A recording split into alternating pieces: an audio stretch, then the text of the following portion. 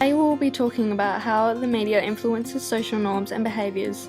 A media type is a news article based on teenage pregnancy in Australia. The target audience of our news article on teenage pregnancy is teenagers and young parents.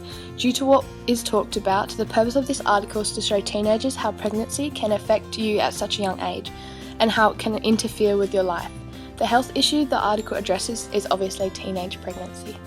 Our media type contains social norms such as young teenagers having little understanding of the consequences of having unprotected sex. At this age, teenagers believe that having sex is considered cool and think it is all fun and games. This media creates thoughts and feelings such as making teenagers feel anxious about their previous decisions.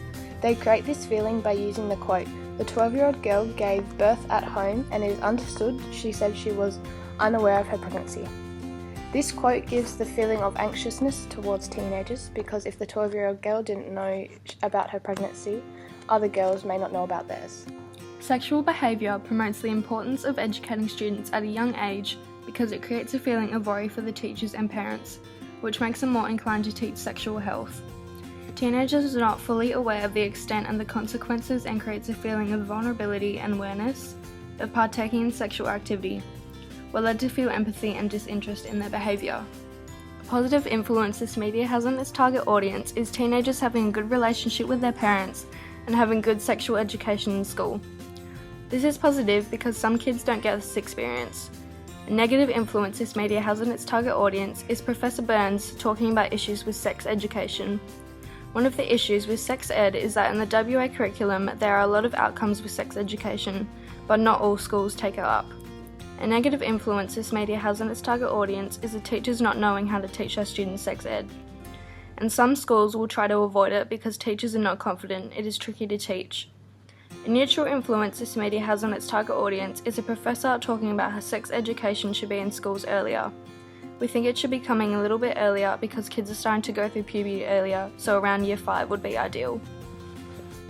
3 tools this media type uses to create these influence are events, images, and statistics. Events are used in this article when they mention how the father of a 12-year-old mum's baby is 14. This influences the audience to want to read the article because this is confronting. Images are used in this article on the front cover with a photo of a baby's feet. This influences the audience to read the article by captivating them.